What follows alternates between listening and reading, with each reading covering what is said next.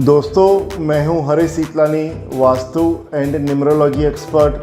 स्वागत है आपका मेरी सीरीज़ में। दोस्तों, हमारे जीवन में घर हमारे लिए बहुत ही इम्पोर्टेंट होता है।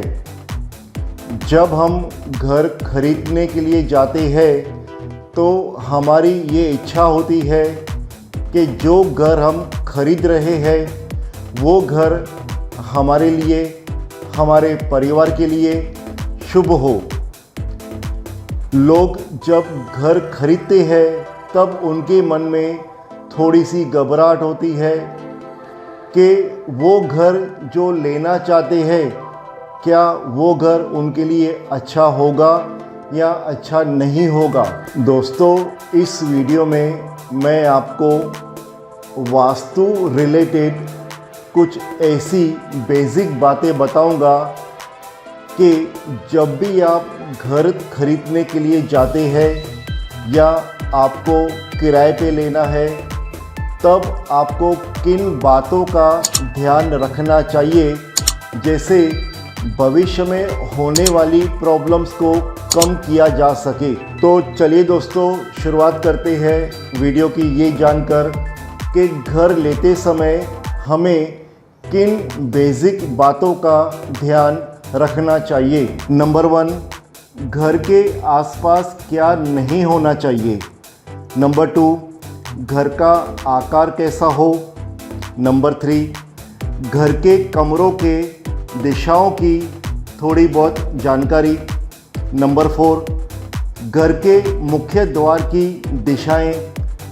नंबर 5, घर का ब्रह्म स्थान और ईशान कोण में क्या क्या नहीं होना चाहिए। Number 6, head of the family यानी घर के मुखिया का कमरा। नंबर 7, घर के कट एरियाज यानी के कटे हुए हिस्से। तो चलिए दोस्तों, शुरुआत करते हैं ये जानकर कि घर के आसपास क्या नहीं होना चाहिए। दोस्तों, घर लेते समय आप ये ध्यान ज़रूर रखें कि घर के बहुत ही पास में कोई हॉस्पिटल, शमशान भूमि या कब्रिस्तान ना हो। घर के आसपास कोई बड़ा सार्वजनिक स्थल नहीं होना चाहिए, जैसे कि railway station, market, bus depot, कोई बड़ा मंदिर इत्यादि। घर के सीधे सामने कोई रोड जंक्शन या कोई डेड एंड रोड नहीं होना चाहिए। घर के बाहर या फिर अंदर की नॉर्थ, नॉर्थ ईस्ट और ईस्ट की दिशाओं को बाकी सारी दिशाओं से कभी भी भारी और ऊंचाई पे नहीं होना चाहिए। दोस्तों, इन सारी बातों का असर घर की ऊर्जाओं पर पड़ता है। चलिए दोस्तों, अब हम घर के अंदर किन बेसिक बातों का हमें ध्यान रखना चाहिए ये जान लेते हैं। शुरुआत करते हैं घर के आकार से। घर जितना हो सके उतना स्क्वायर या तो फिर रेक्टेंगुलर के आकार में होना चाहिए। आपको इन आकार के घर को लेने से बचना है, क्योंकि इन आकार में घर की कई दिशाएं कट जाती है, जिससे घर के ऊर्जाओं में संचालन में बाधा आती है। दोस्तों, घर लेते समय घर की किस दिशा में कौन सा कमरा है, इसकी थोड़ी बहुत जानकारी समझ होना ज़रूरी है। जैसे कि किस दिशा में मुख्य द्वार है, किचन है, बेडरूम है, टॉयलेट है, बाथरूम है इत्यादि। घर के कमरों की सारी दिशाएं घर के सेंटर से देखी जाती है। दोस्तों, घर में कुछ ऐसी दिशाएं हैं जिनमें अगर कोई दोष होता है तो उसके लिए कोई कारगर उपाय बहुत कम होते हैं। जैसे कि नंबर 1, मेन डोर मतलब घर का मुख्य द्वार। नंबर 2 ब्रह्म स्थान, नंबर 3 नॉर्थ ईस्ट मतलब ईशान कोण और नंबर 4 घर के मुखिया का कमरा। चलिए दोस्तों, अब हम इनके बारे में जानते हैं और शुरुआत करते हैं मुख्य द्वार से। दोस्तों, वास्तु की दृष्टिकोण से घर का मुख्य द्वार ये घर का बहुत ही इम्पोर्टेंट हिस्सा है। इसीलिए घर लेते समय आपको इस बात का ध्यान रखना है कि घर का मुख्य द्वार कभी भी दक्षिण की दिशाओं की ओर नहीं होना चाहिए, क्योंकि दक्षिण की दिशाओं की ओर केवल साउथ ऑफ साउथ ईस्ट को ही घर के मुख्य द्वार के लिए अच्छा माना जाता है। बाकी साउथ ईस्ट, साउथ और साउथ वेस्ट की दिशा में आने वाले मुख्य द्वार को अच्छा नहीं माना जाता है। और अगर घर का मुख्य द्वार इन दिशाओं में है तो ऐसे घर को लेने से आपको टालना चाहिए। दोस्तों, मुख्य द्वार के लिए सही दिशाएं कौन सी है, इसको मैंने मेरे इस वीडियो में डिटेल में एक्सप्लेन किया है, जिसका लिंक ऊपर दिए हुए आई बटन में है। दोस्तों, आप इस वीडियो को ज़रूर देखिए। दोस्तों, घर के मुख्य द्वार की तरह ही घर के ब्रह्म स्थान का भी बहुत ज़्यादा महत्व है।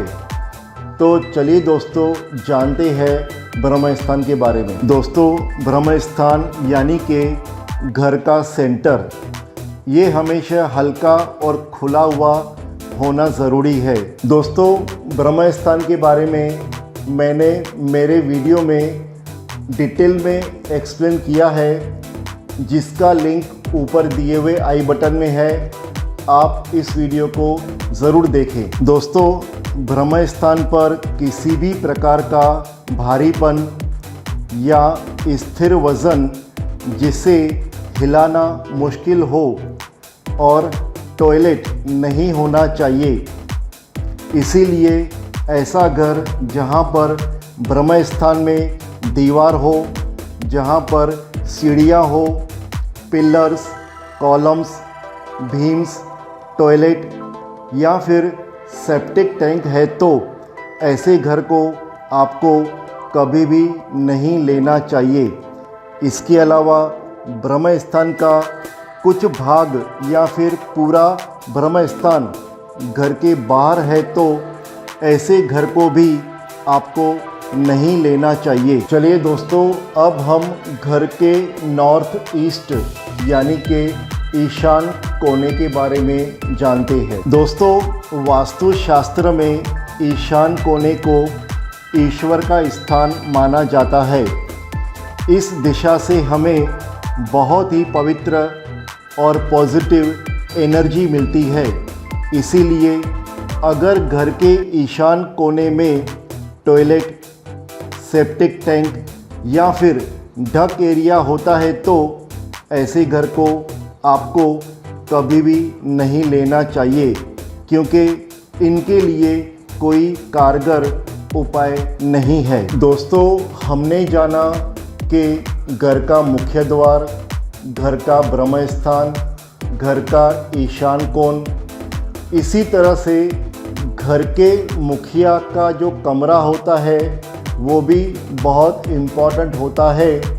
तो अब हम मुखिया के कमरे के बारे में जानते हैं। दोस्तों, पृथ्वी तत्व के कारण साउथ वेस्ट की दिशा की ऊर्जाएं घर के मुखिया के आचार और विचार में स्टेबिलिटी लाती है। इसलिए बहुत ज़रूरी है कि घर का मुखिया अधिक से अधिक समय साउथ वेस्ट की दिशा में बिताए, जिसके लिए घर में कम से कम एक कमरा साउथ वेस्ट की दिशा में होना है, जहां पर वह रात को सो सके। यह कमरा अगर बेडरूम होता है तो अच्छा है। घर के मुखिया का साउथ वेस्ट की दिशा में सोना या फिर समय बिताने का बहुत ज़्यादा महत्व है। वह कमरा कैसा भी हो सकता है, छोटा, बड़ा, लिविंग रूम, किचन इत्यादि। चलिए दोस्तों, अब हम घर के कट एरियाज़ के बारे में जानते हैं, यानी जो एरियाज़ घर में कटे हुए हैं। दोस्तों, कट एरियाज़ क्या होते हैं, इस पर मैंने वीडियो बनाया है, मैंने डिटेल में समझाया है, जिसका लिंक ऊपर दिए हुए आई बटन में है।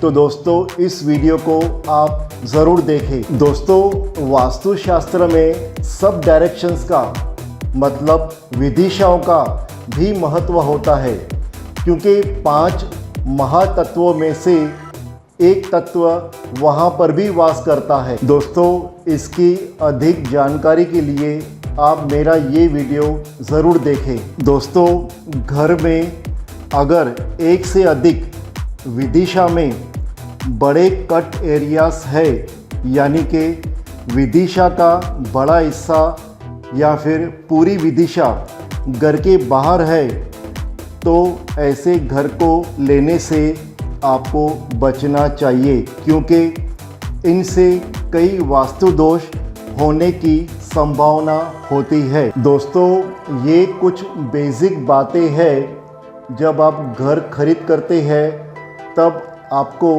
इन्हें ध्यान में रखना है। दोस्तों, मैं उम्मीद करता हूँ आपको मेरा ये वीडियो पसंद आया होगा। दोस्तों, अगर आपके मन में कोई सवाल है, कोई क्वेरी है, आप मुझे कोई सजेशन देना चाहते हैं, तो नीचे दिए हुए ईमेल आईडी पर आप मुझे लिखें। आपको मेरा वीडियो पसंद आया हो तो इस वीडियो को आप लाइक करें, शेयर करें और मेरी चैनल को आप सब्सक्राइब करें। आपका धन्यवाद।